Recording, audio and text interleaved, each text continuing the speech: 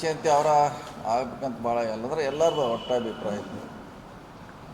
ಬಾಗಲಕೋಟೆಯಲ್ಲಿ ಇವರೇ ಆದರೆ ಅನುಕೂಲ ಅಂತ ಒಂದು ಜನರ ಅಭಿಪ್ರಾಯ ಇತ್ತು. ಹೀಗಾಗಿ ಅದನ್ನೇ ಪಕ್ಷ ಘೋಷಣೆ ಮಾಡಿದೆ. ಹೀಗಾಗಿ ಮೊದಲನೇ ಹಂತದ್ದು ಈಗ ಮುಗಿತ್ರಿ. ಈಗ ticket, nomination, withdrawal, step by step election ಮಾಡ್ತೇವೆ. ಸರ್, ಇತ್ತೀಚೆಗೆ ಒಂದು ಅಲ್ಲಿ ಗಲಾಟೆ ಆಗಿತ್ತು. ಆ ವಿಚಾರಕ್ಕೆ ಸಂಬಂಧಪಟ್ಟಂತೆ ಭಾಳಷ್ಟು BJP ಅದರ ಒಂದು ಲಾಭ ಪಡೆದುಕೊಂಡು ಅದು ಒಂದು ಚರ್ಚೆ ಇದೆ. ಅದೇನಾದರೂ ಈ ಉಪಚುನಾವಣೆಯಲ್ಲಿ ವರ್ಕೌಟ್ ಆಗ್ಬೋದಾ? ಆ ಗಲಾಟೆಯಿಂದ ನಷ್ಟನೂ ಇಲ್ಲ, ಲಾಭವೂ ಇಲ್ಲ. ಲಾಭ ಅಂತ ಹೇಳ್ಬೋದು ಜನ, ಯಾಕಂದ್ರೆ ನಮ್ಮಲ್ಲೆಲ್ಲ ಒಡಕಿದ್ದವ್ರು ಒಟ್ಟಿಗೆ ಆದರು.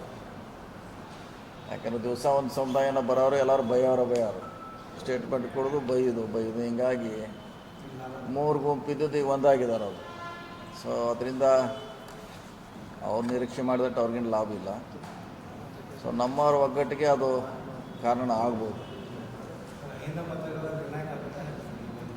ಖಂಡಿತವಾಗಿ ಅಹಿಂದ ಮತ ಯಾವಾಗಲೂ ಕಾಂಗ್ರೆಸ್ ಪರವಾಗಿದೆ. ಈ ಸಲ ಕಾಂಗ್ರೆಸ್ ಪರವಾಗಿರ್ತಾರೆ.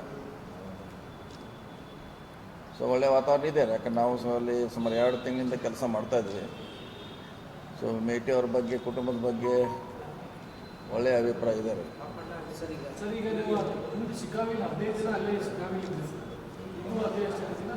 ಅದೀಗ ಅಷ್ಟಲ್ಲ, ಈಗ ನಾಳೊಂದು ದಿವಸ ನಾಮಿನೇಷನ್ ಮಾಡ್ತೀವಿ. ವಿಡ್ರಾ ಆದಮೇಲೆ ಸೊ 7 ತಾರೀಕುವರೆಗೆ ಪ್ರವಾಸ ಮಾಡ್ತೀವಿ. ಸರ್, ಏನೇನು ಲಾಭ ಆಗೋದು ಸರ್? ಏನು ನಿರೀಕ್ಷೆ ಇಟ್ಕೊಂಡಿದ್ದೀರಿ? ಯಾಕಂದರೆ ಬಾಗಲಕೋಟೆ ಈಗ ಬೆಳಗಾವಿಯಿಂದ ಬಾಗಲಕೋಟೆಗೆ ಹೋಗ್ತಾ ಇದ್ದೀರಿ. ಏನೇನು ನಿರೀಕ್ಷೆ ಇಟ್ಕೊಂಡಿದ್ದೀರಿ? ಏನು ಲಾಭ ಆಗೋದು ನಿಮ್ಮ ಅಭ್ಯರ್ಥಿಗಳ ಪರವಾಗಿ? ಲಾಭ ಬಂದು ದೊಡ್ಡ ಪಕ್ಷ ಇದೆ, ದೊಡ್ಡದಾಗಿರೋ ಪಕ್ಷ ಆದಮೇಲೆ ಕ್ಯಾಂಡಿಡೇಟ್ಗೆ ಅವ್ರದ್ದೇ ಅಂತ ಅಭಿಮಾನಿಗಳಿದ್ದಾರೆ, ಜನ ಇದ್ದಾರೆ. ಅವರು ಸುಮಾರು 3-4 ಸಾರಿ ಶಾಸಕರಾಗಿದ್ದಾರೆ, 1 ಸಾರಿ ಸಂಸದರಾಗಿದ್ದಾರೆ.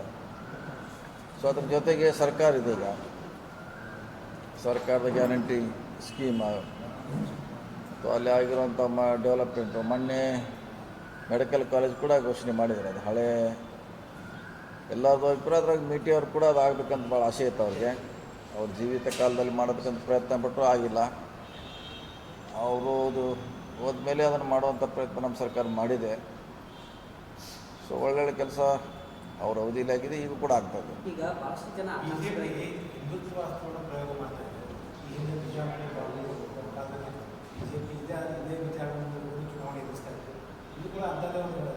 ಮಾಡೇ ಮಾಡ್ತೇವೆ, ಎಲ್ಲ ಕಡೆ ಮಾಡೇ ಮಾಡ್ತಾರೆ. ಅದೇನು ಪ್ರಶ್ನೆ ಹೊಸದೇನಲ್ವ.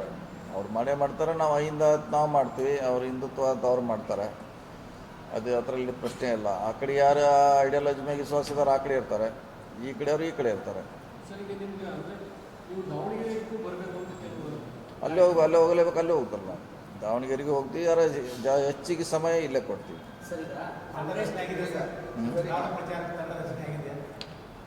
ತಂಡ ಆಗಿಲ್ಲ, ಆಲ್ರೆಡಿ ಕೆಲಸ ಮಾಡ್ತಿದ್ದಾರೆ. ಈಗ ತಂಡದ ರಚನೆ ಆಗಿದೆ. ಸರ್, ಈಗ ಭಾಳಷ್ಟು ಆಕಾಂಕ್ಷಿ ಕಾಂಗ್ರೆಸ್ನಿಂದ ಏನಂತಂದ್ರೆ ಬಾಗಲಕೋಟೆಯಲ್ಲಿ ನಮಗೂ ಟಿಕೆಟ್ ಬೇಕು ಅಂತೇಳಿ ಭಾಳಷ್ಟು ಜನ ಕೇಳಿದ್ವಿ. ಸಹಜವಾಗಿ ಟಿಕೆಟ್ ಸಿಕ್ಕಿಲ್ಲ ಅಂತಂದ್ರೆ ಸ್ವಲ್ಪ ಪ್ರಮಾಣದಲ್ಲಿ ಅಸಮಾಧಾನ ಇರುತ್ತೆ. ಅಂಥವ್ರಿಗೆ ಮನವೊಲಿಸುವಂಥ ಕೆಲಸ ತಾವು ಮಾಡ್ತೀರಾ? ಇಲ್ಲ, ಅವ್ರ ಕುಟುಂಬದವ್ರು ಬಿಟ್ಟರೆ ಯಾರು ಕೇಳಿಲ್ಲ. ಅಲ್ಲಿ ಕುಟುಂಬದಲ್ಲೇ ಇಂಟರ್ನಲ್ ಫೈಟ್ ಇತ್ತು. ಅವರೇ ಒಗ್ಗಟ್ಟಾಗಿ CM ಅವ್ರ ಮುಂದೆ ಒಪ್ಕೊಂಡಿದ್ದಾರೆ. ಸೊ ಹೀಗಾಗಿ ಮನವೊಲಿಸುವಂಥ ಪ್ರಯತ್ನ ಅವಶ್ಯ ಬೀಳೋದಲ್ಲ ನನ್ನ ಅನಿಸಿಕೆ. ಸರ್, ಈಗ ಶಿಗ್ಗಾಂವದಲ್ಲಿ ಏನು ಸಿಚುವೇಶನ್ ಇತ್ತು, ಅದು ಸೇಮ್ ಸಿಚುವೇಶನ್ ನಮ್ಮ ದಾವಣಗೆರೆಯಲ್ಲೂ ಕೂಡ ಇದೆ. ಇಲ್ಲಿ ಹಸನ್ಪೀರ್ ಖಾದ್ರಿ ಅವರು ಅಸಮಾಧಾನಗೊಂಡಿದ್ರು. ಇಲ್ಲಿ ಶಿಗ್ಗಾಂವದಲ್ಲಿ ಅಲ್ಲಿ ಭಾಳಷ್ಟು ಜನ ನಾಯಕರು ಅಲ್ಲೂ ಕೂಡ ದಾವಣಗೆರೆಯಲ್ಲೇ ಇದನ್ನು ಮಾಡ್ತಾ ಇದ್ದಾರೆ, ಅಸಮಾಧಾನ ಇದೆ. ಈ ಶಿಗ್ಗಾಂವ್ ಫೆಡರೇಷನ್ ಬೇಕು ಅಂತ ಜನ ಬಯಸಿದ್ದಾರೆ. ತಾವೇನಾದ್ರು ದಾವಣಗೆರೆಯಲ್ಲಿ ಶಿಗ್ಗಾಂವ್ ಹೌದು, ಅಲ್ಲೇ ದಾವಣಗೆರೆಗೆ ಹೋಗ್ತೀವಿ, ಇಲ್ಲಿ ಕೂಡ ಕೆಲಸ ಮಾಡ್ತೀವಿ, ಎಲ್ಲ ಕಡೆ ಮಾಡ್ತೀವಿ.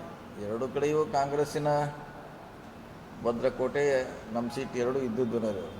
ಸೊ ಅವ್ರು ಗೆಲ್ಲಕ್ಕೆ ಪ್ರಯತ್ನ ಮಾಡ್ತೀವಿ, ಕೆಲಸ ಮಾಡ್ತೀವಿ. ನಾನು 3-4 ಸಾರಿ ನಾನು ಹೋಗಿ ಬಂದಿದ್ದೀನಿ, ಕೆಲಸ ನಡೀತಾ ಇದೆ. ಸೊ ಕಾಂಗ್ರೆಸ್ಸಿನ ಪರವಾಗಿ ವಾತಾವರಣ ಇದೆ. ಬಾಗಲಕೋಟೆ ಸಂಪೂರ್ಣ